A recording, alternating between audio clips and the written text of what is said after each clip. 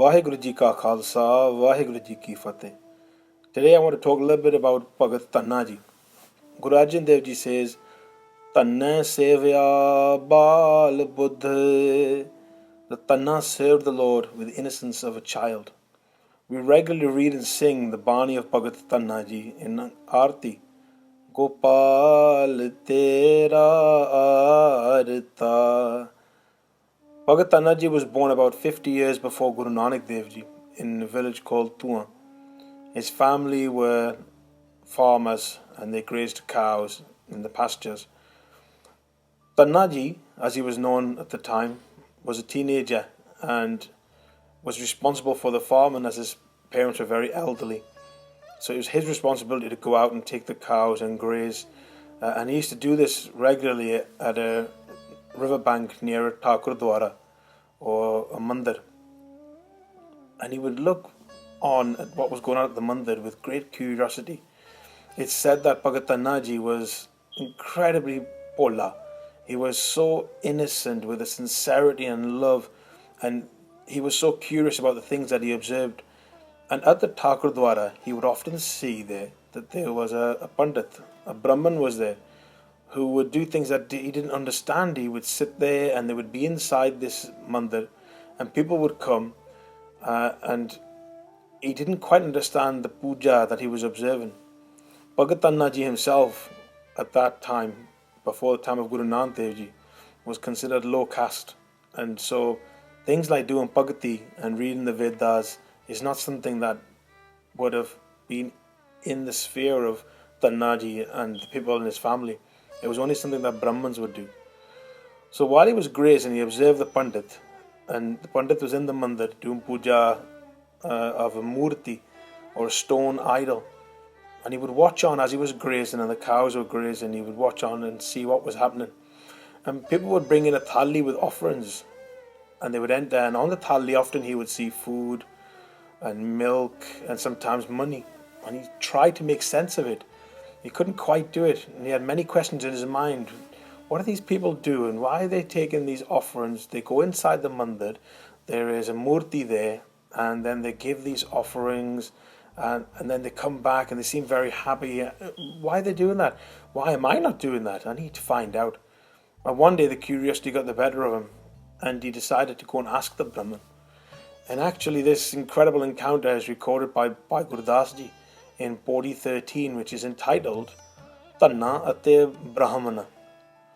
And in this Pauri, it's beautifully told the innocence of Bhagat Dhanna Jee and how that enabled him to experience something quite magical. The Shabad starts with Brahman Puja Devate Tanna Gau Charavan Ava. A Brahman would worship gods in the form of stone idols, where Tanna used to graze his cow.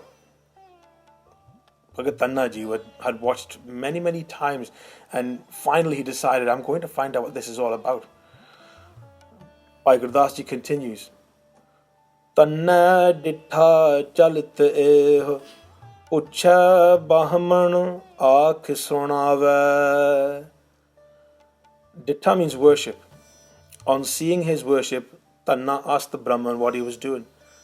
Tanna was so curious about what he was observing. He'd watched for so long and finally decided, I'm going to satisfy my curiosity.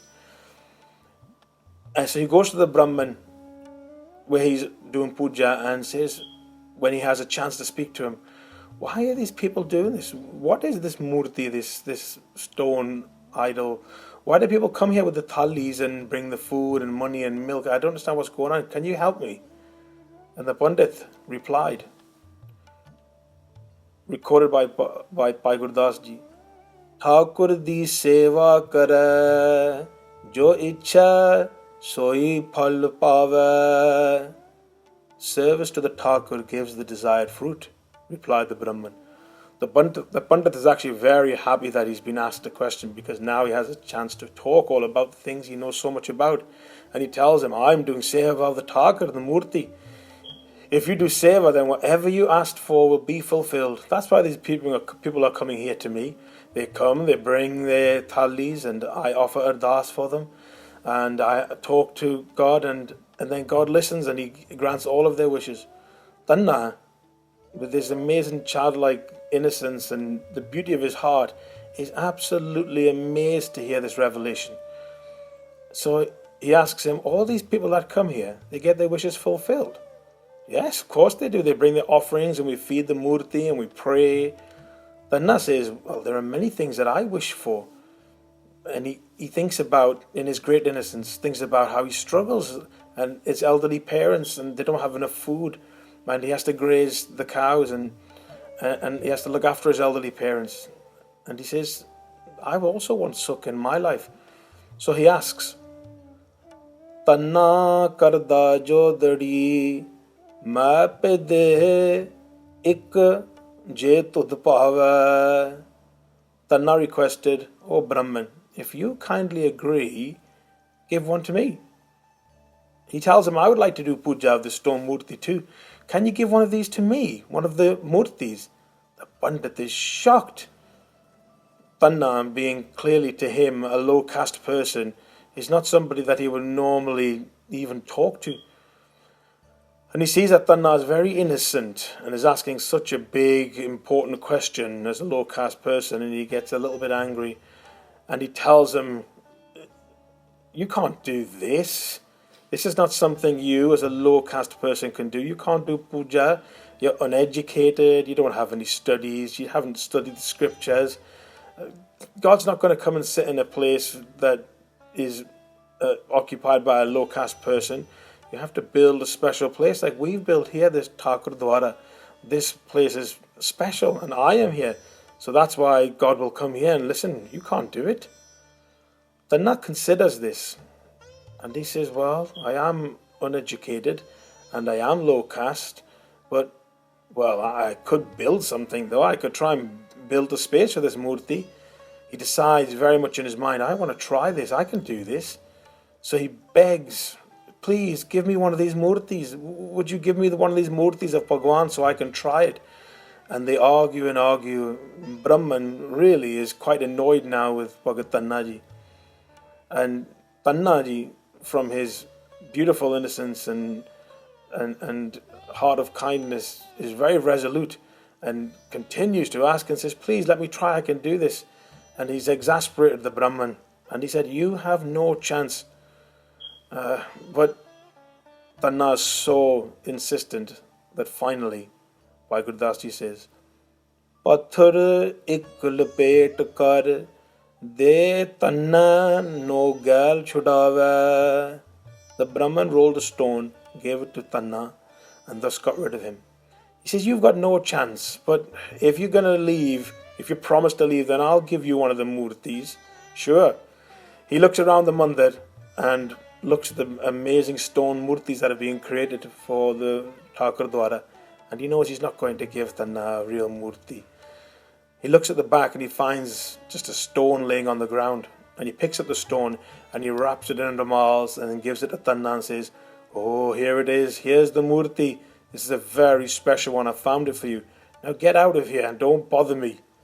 Seeing this stone, however, Dhanna Jee was overjoyed. He couldn't believe it. Finally, I have a murti and I can do puja now. Before he left, the Brahman, seeing how excited he was, wanted to show his superior knowledge and said, remember, you have to do bhakti of Bhagwan every day. You have to talk to Bhagwan, you have to bathe Bhagwan, and you have to feed them every day. That's very important. If you don't do these sevas, God's not going to come. And really he's chuckling to himself because he knows it's not possible anyway. Dhanna Jee being a low caste person. Dhanna Jee commits to this though and returns home incredibly happy. It's evening time now, and actually it's quite late.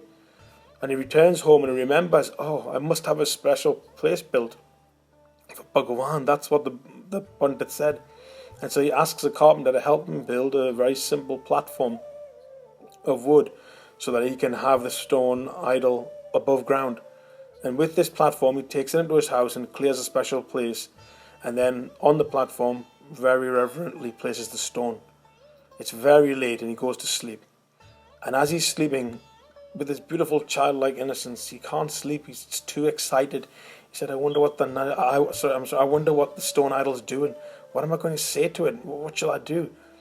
And if he asks me what I want and he's going to fulfill my wishes, what shall I ask for? He remembered that when he observed at the mandir and people were coming, they would bring those thalis and that the pandit would bathe the murti and feed it. He decides, first thing in the morning when I get up, that's what I'm going to do. I'm going to bathe the murti and then I will feed it as well. Thakur no nahwal ka chahe roti la bhog chadhava.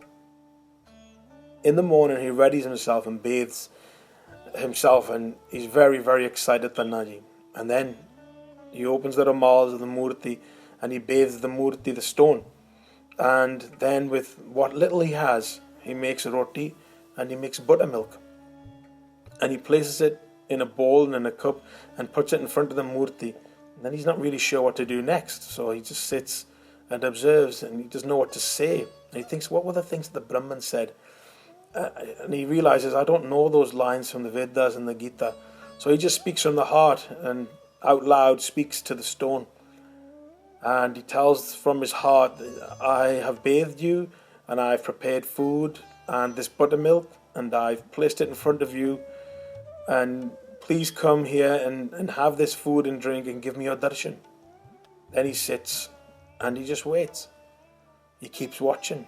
He knows in his heart that he's done this just as exactly as he was told, and something should happen. God's going to appear now because he's given food and he's given buttermilk and he's done seva and he's asked very nicely. Hours and hours and hours went by. Days went by. He did not move. He did not drink himself. He stayed there and he knew that he'd done the things he needed to do, and so any moment surely God was about to appear. Then he started to have doubts and he started to worry and thought, maybe I did something wrong, maybe I missed something. And then in turns he becomes confused and sad and then excited. Sometimes he becomes exasperated and he does benti out loud, please come, please God, come and eat my food and drink. It is here. I can't wait to see you. Please give me your darshan. And from his heart, from his very heart, he begs of God, come give me your darshan, please. I'm waiting for you. Bhai Gurdaas Ji says, Hath jod minat kara, peri papa bahut manava. With folded hands he falls to the stone and begs of God, come and eat this food. With the same childlike determination and innocence with which he finally got the Brahman to give him a murti, he prays and says with all of his heart, Hampi muhna juthal sa tu rutha mak ho na sukhava. Dhanna said, I will also not eat. How can I be happy if you are annoyed? He says, well, I'm not going to eat my food either. How can I eat if God's not going to eat? Tu rutha.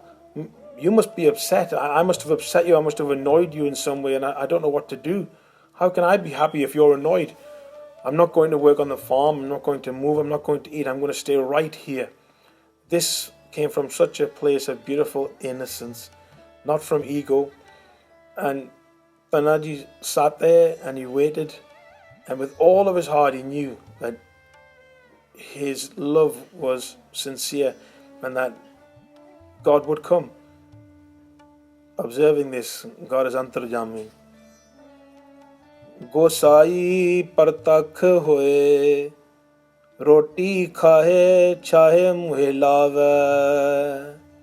Seeing this true and loving devotion, God was forced to appear and eat his bread and buttermilk. How incredible. Seeing his true and loving devotion, seeing Dhanna Ji's devotion and innocence and a sincere belief that any moment God would come, in the next blink of his eye, God appeared. Bhagat Dhanna Jee is so happy. God came and gave darshan and ate the prasad and drank the buttermilk that was made with such love. Bhagat Dhanna Jee sat incredulous. He couldn't believe it. This is something that he fully expected would happen, but was something incredible to behold in front of him. Bhai Gurdaas Ji concludes, Bhola pao gobind milave. In fact, innocence like that of Dhanna Ji makes the sight of the Lord available. This conclusion tells us the innocence, the wonderful innocence and devotion and love shown by Bhagat Dhanna Ji makes even the very sight of the Lord possible. Bhagat Dhanna Ji reflects on this in Rag Dhanasari. Gopal tera arta jo jan tumri bhagat karante tinke kaaj swarta rahao.